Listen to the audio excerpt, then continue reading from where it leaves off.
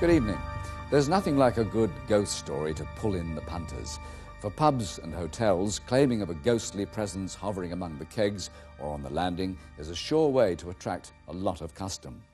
But one manor house just 6 miles north of Preston has a boast which outdoes the rest. In the past 50 years, Chingle Hall, its owners claim, has been home to some 20 spooks. Not bad for a building with only 4 bedrooms. But then they never rest. Ladies and gentlemen, you must concentrate. You must not break the circle. Do not break the circle, whatever may happen in this room tonight. Just another night at Chingle Hall, a 700-year-old manor house set on the remote moorlands north of Preston, Lancashire. Steeped in a rich and grisly history, it's perhaps no surprise that it's claimed to be Britain's most haunted house. So notorious is the hall, and so intriguing the tales, that ghost hunters come from far and wide in the hope of experiencing something from the other side. The first time I ever came here was around 4.5 years ago, and I was convinced on the first night of the hauntings here. I don't know how many ghosts are here. I don't know what is here or why it's here, but I know it's here. There have been a lot of stories about sightings and apparitions at Chingle Hall, and it's got some very grisly legends attached to it. I've heard tales of people being locked up and of heads buried in walls. It's got a very gory and bloody history. Whatever the truth, people do believe they've seen extraordinary things at Chingle. I will never go inside Chingle Hall again. I mean, there's just something so spooky about the place. I will not step foot inside Chingle Hall. People do come here complete non-believers who go away complete believers. Down the years, hundreds of people have passed through Chingle's doors saying they've experienced something inexplicable. Photographs and research notes boast of what they claim as evidence. People pay up to £40 a night to ghost watch at Chingle. It's booked for months ahead, but visitors are not usually locals. It's a tourist place, of course. People come from other parts to see the ghosts. But I think you'd be hard-pressed to find a local. Certainly, I can't think of one that said they've seen a ghost there. So is Chingle Hall just a tourist trap, dreamt up to attract the gullible? Or is it a legitimate paranormal study centre? The way Chingle Hall was sold to me personally, you were guaranteed to see a ghost. Something was guaranteed to happen. I thought it was a load of codswallop. I thought it was a big con. Well, you wouldn't expect a down-to-earth Lancashire lad to be easily persuaded that ghosts exist. Chris Edwards from Southport went to the hall to raise money for his charity. He was a confirmed sceptic. I was reading a book on my own and I just saw a movement at the corner of my eye. So I looked up, and as I looked up, a figure of a monk drew across the door, appeared to look at me, and basically disappeared around the door again and vanished into thin air. I was absolutely petrified for a few seconds. I need real hard proof before I believe anything, and it's been provided here at Chingle Hall. I think the ghostly monk that most people talk about is John Wall. He is the last Catholic martyr in this country. He was hung, drawn and quartered in 1679. His head is supposed to have been brought back to Chingle Hall and buried somewhere in the grounds. Did you see what happened to the matron last night? No, what happened? The ghostly sightings led local TV reporter Paul Crone to investigate Chingle. Let's go upstairs to the St John Wall room, shall we? It's supposed to be haunted. He spent the night with a group of fundraising nurses from Royal Preston Hospital. I thought, we're going to sit here for 9 hours, nothing will happen, we'll film, we won't see anything, we won't hear anything. How wrong I was. I mean, basically it just turned into a complete nightmare. Of course, when it gets really busy, you never have time to think. I usually work with a film crew. We all came that evening looking for a good time, a good night out, a group of girls who all got on well. We went home in the morning, very different people. I just turned my head to look at one of my colleagues and I saw what looked like a figure behind her, a cowled figure. It looked like a monk. He stood behind, looking down at her. I couldn't see its face at all, I couldn't see any features. I just felt frozen, I couldn't do anything, I couldn't move, and it took me a few seconds to actually say anything. I was frightened. Are you all right? Everybody knew she wasn't joking, and it was genuine, and she saw something, and she was absolutely positive. I mean, I couldn't see anything, but I knew she was telling the truth. Paul's own encounter was to happen on the staircase. There was no one near me, the door slammed shut, and I just went ice cold from head to toe. So people dived with the cameras and took all the flashes, and as the flashes went off, we saw a blue streak just whiz up the stairs.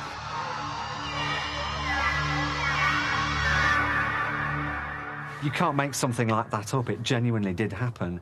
Even in the cold light of day, when the ghost hunters have gone home, the hall's unearthly inhabitants seem to be active. Plumber John Green came to the hall during the winter last year to install central heating. I live quite away from here, and I've never heard of the place or the reputation that it had. It's been a tricky job, but... John needed help to get the work completed in time, so he called in a mate the next morning. I finished off in here yesterday. What the hell has happened to my pipes? To my amazement, there was just nothing there. The boiler was in position, but all the flue, the pipes, there was just nothing there. And then tourists have been messing around with this, they'll know about it. It would have been impossible for anyone to have ripped those out without making an absolute devastation, and even an expert would have taken some while to remove everything. When he came back into the room minutes later, John Green was in for the surprise of his life.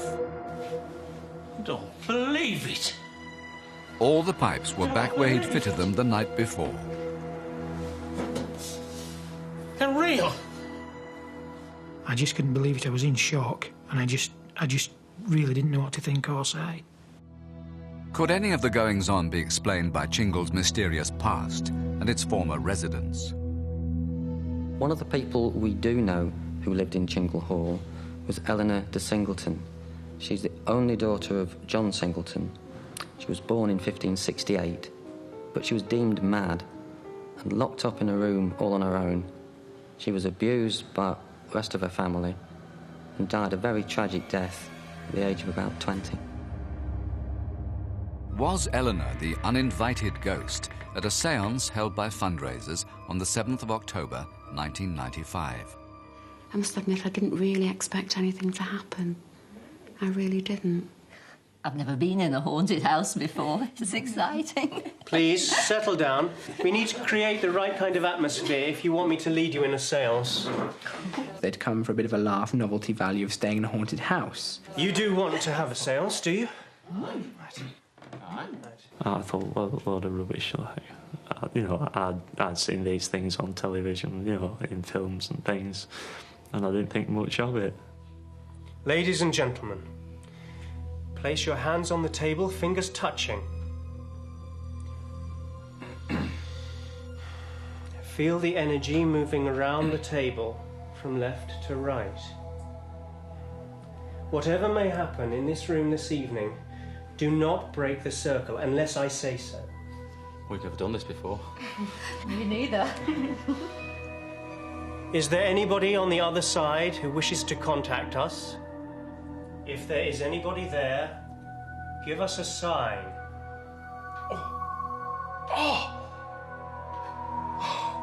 I could feel a pressure on my back, a warm pressure. I can feel some. Like somebody had two hands on the back. The pressure just built and built. And I thought, what is it? All right, Vic. I thought Vic was actually going to have a fit or something like that. I was quite concerned. Whatever it was then started on another member of the séance. Angela, what's the matter? I can feel it too. The feeling I had was like a rush of adrenaline, but it lasted a lot longer than, like someone walks over your grave. It took a long time to actually pass through me. It moved round to include Vic's wife, Wendy.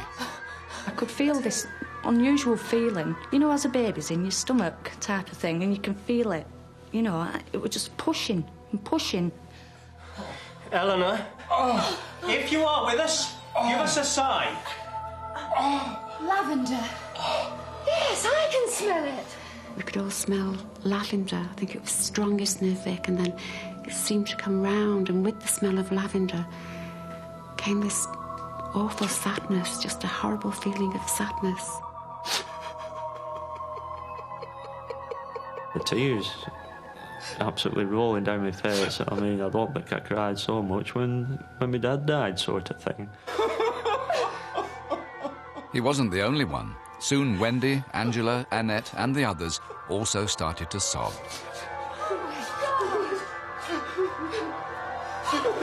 My eyes started to pour with tears, and I just felt like releasing this sadness and letting people know I was upset. Yeah, I don't know why I was upset. When I started to cry with my tears just rolling, it wasn't me at all. No, it was something that was here, I think. I wanted to capture the moment on camera or on a film of some kind, get something to come out. This is incredible. Let's get this.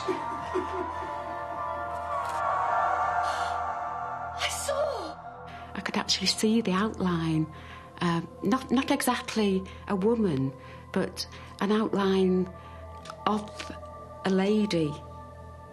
I was absolutely amazed.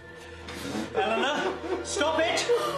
Stop it! You're upsetting people! I was worried because it was getting out of control. There were too many people there who were far too affected. I've never seen anything as dramatic before or after that event. Stop it now! I'm breaking the circle! I'm breaking the circle now! Were these people experiencing mass hysteria, autosuggestion perhaps? Or would the photograph hold the key to a paranormal explanation? When it was developed, there was nothing standing behind Vic, no figure, not even a vague shape. But that hasn't persuaded those at the séance to change their story. I'm convinced they all is haunted. What haunted, I don't know. So much happened in that one night. It was unreal. It was definitely haunted. Ghost hunters fully book up Chingle Hall for months in advance. I must admit, I once saw something in a hotel that made me scream. It was the bill. After the break, the story of a woman whose psychic revelations so upset the criminal underworld that she had to be taken onto a police witness protection program.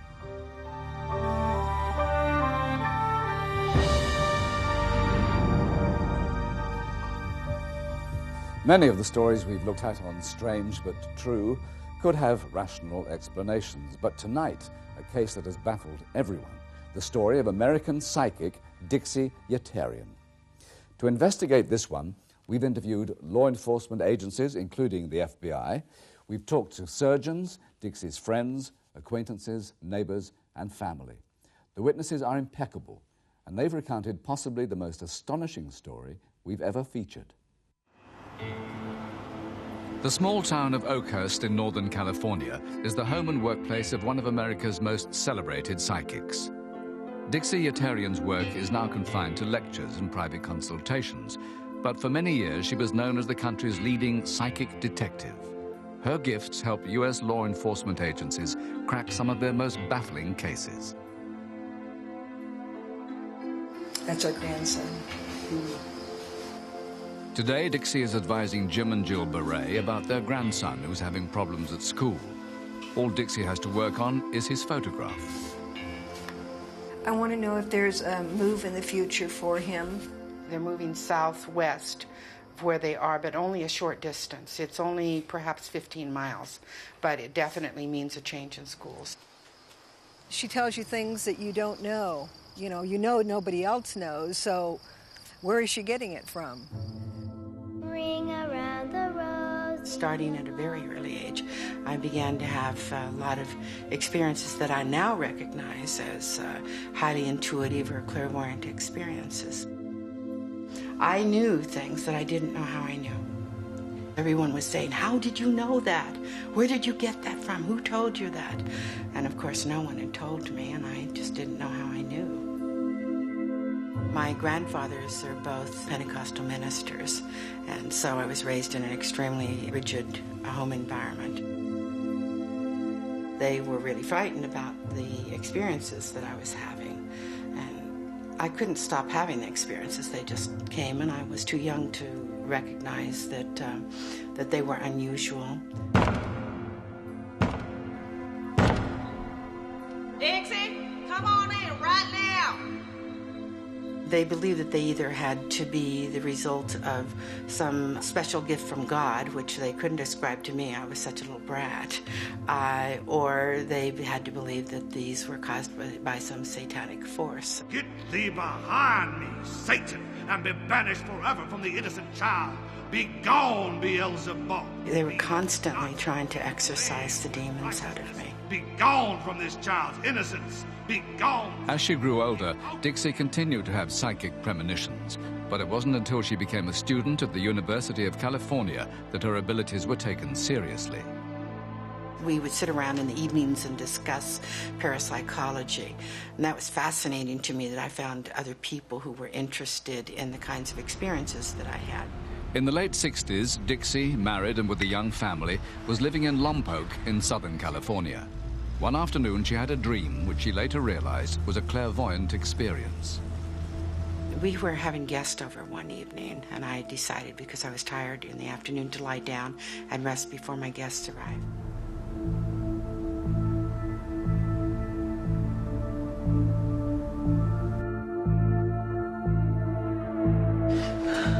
I witnessed a young woman who was running up the highway.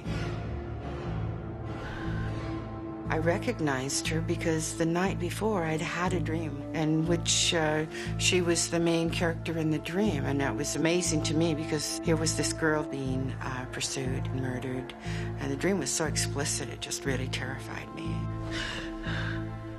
3 days later, the local newspaper carried an artist's impression of the girl Dixie had seen in her dream. Her body had been found outside of town, and the caption said, do you know this girl? News of Dixie's dream reached the police. She became a suspect. They couldn't believe that I would know that she had lost her shoe on the side of the highway. I'd tell them where it was. They were able to find it there. I was able to tell them where she had been slain. Dixie remained under suspicion until the killers were eventually caught. Pretty soon the word was all over town that I had information and had psychically perceived this case, and that I was able to identify the people who had committed the homicide.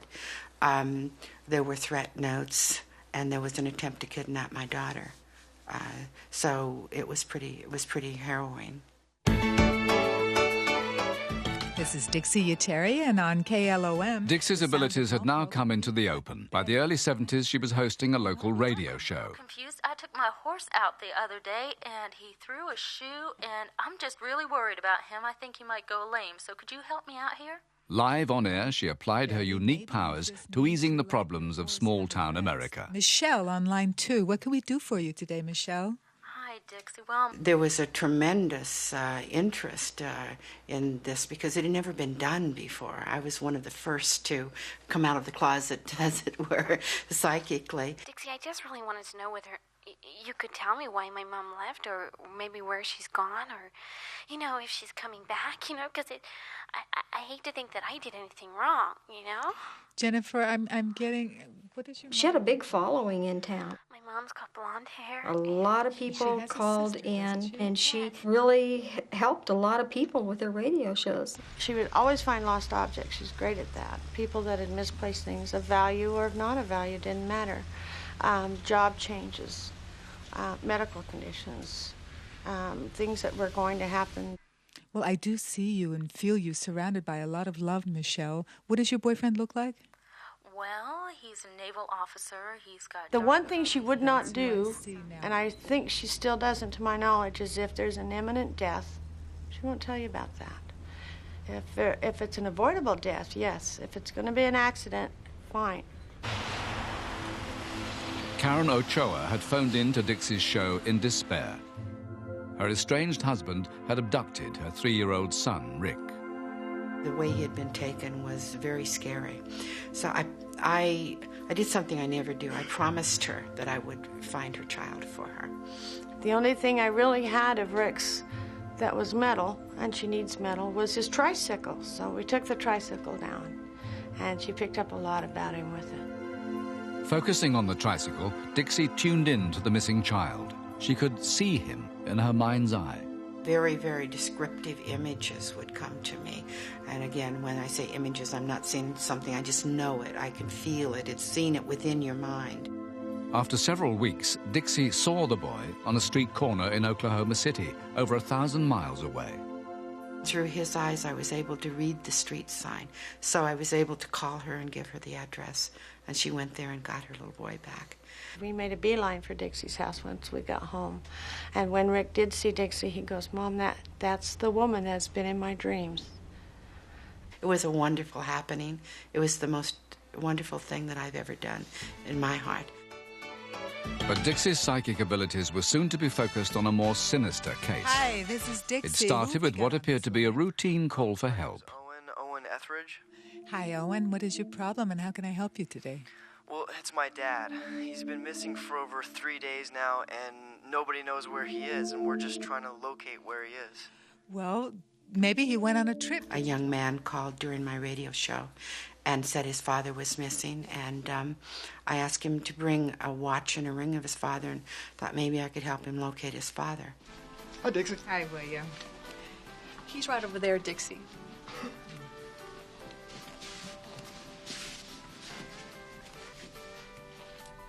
Owen? Hi. Hi, I'm Dixie. Did you bring your father's things for me? Yes. This here's his ring. He always wore that. And his watch. Do you know when you'll have any information or any answers? Well, what I'll do is take these things home with me and see what I pick up tonight, and then if you'll come back tomorrow, I'll let you know what I found, okay? Okay. Thanks a lot for your help, Dixie. Goodbye. Bye-bye.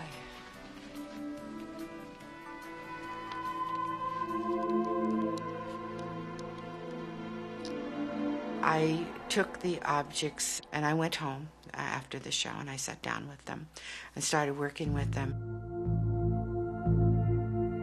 I started having awarenesses just immediately. The whole situation there was so vivid. It's as though I was the person who was having the experience.